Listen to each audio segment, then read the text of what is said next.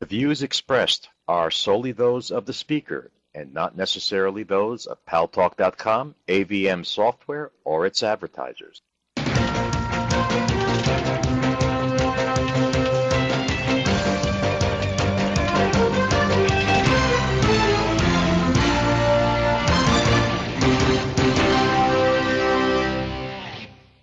News Talk is online. News Talk Online is a production of Paltalk.com, the largest multimedia interactive program on the internet with more than 4 million unique users.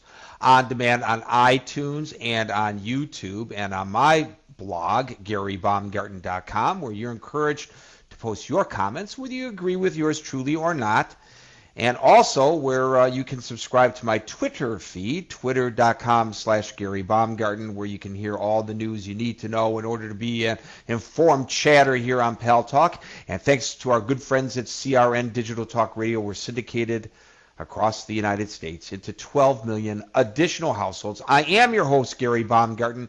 I welcome you to the show.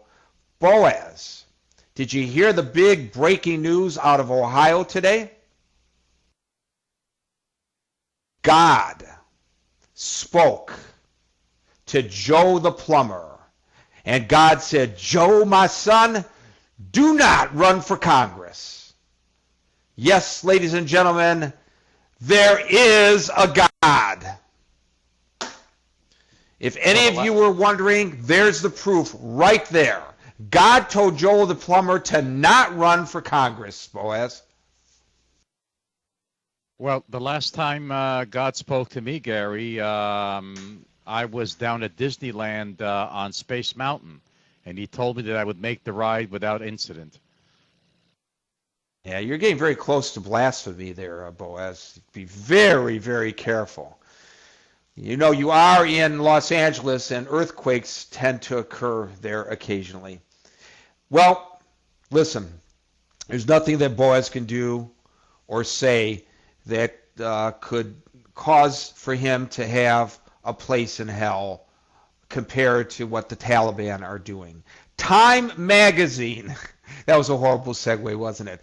Time Magazine has an exclusive story today which says that the Taliban are buying children from their parents. Buying children from their parents and strapping suicide bombs on them. Now, I want to tell you, if you believe in hell, you got to believe there's a place in hell for anybody who's involved with the Taliban. Can you believe this? When I read this story today, my stomach was in knots. I felt like crying. I could not believe it. Somebody suggested to me, Gary, what's not to believe? We've had situations where parents of suicide bombers have been compensated for the loss of their children in order to encourage them to encourage their children to be suicide bombers. What is this world coming to? Children. It's bad enough that around the world they're forcing children to become soldiers. It's bad enough that around the world people are hiding behind children when there are conflicts. But to purchase a child from his or her parent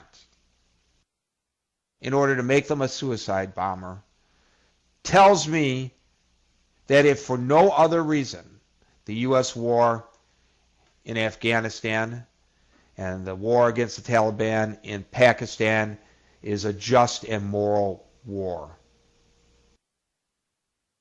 John Bolton, remember him? Our neocon friend who used to be the U.S. ambassador to the United Nations?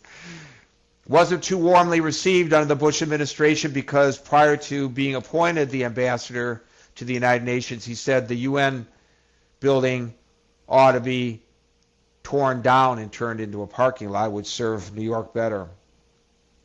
John Bolton today in an op-ed piece in the Washington Post says, you know, don't take your eye off the 8 ball in this pool game known as Iran as we focus on the protesters and we focus on the election. The real issue in Iran is its nuclear program. John Bolton says Israel needs to step up to the plate and take out the nuclear reactors in Iran. By the way, I reached out to John Bolton today and talked to his assistant and said, hey, can he come on the show? And she talked to him, and he said he'd love to do the show, Gary, but he's traveling to Europe. But when he comes back, he'd love to come on Paltalk. So I'm hoping he does that. Comes on the show, John Bolton, to talk about this and other issues. He's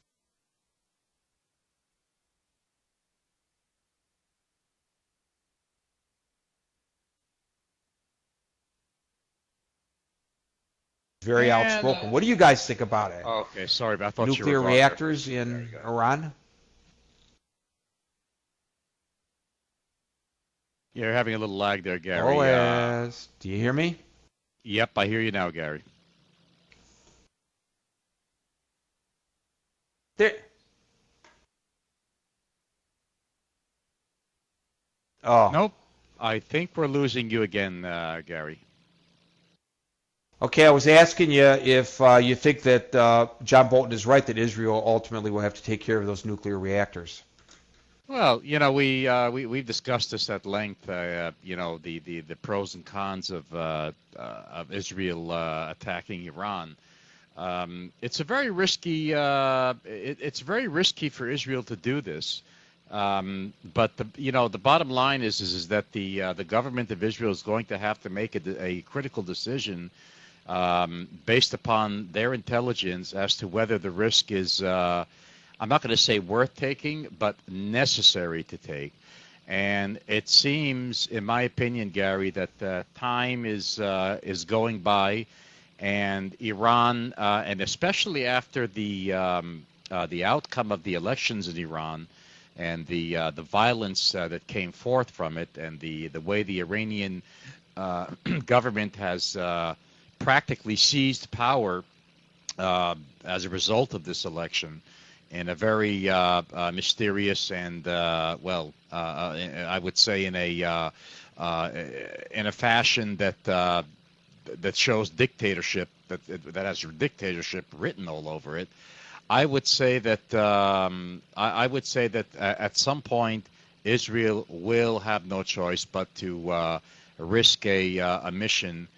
And take out the nuclear capabilities, because we don't see the United Nations doing anything about it. President Obama is really not doing much about it. I honestly don't see anything happening. Okay, Boaz. And the U.S. Gary, you're in and out.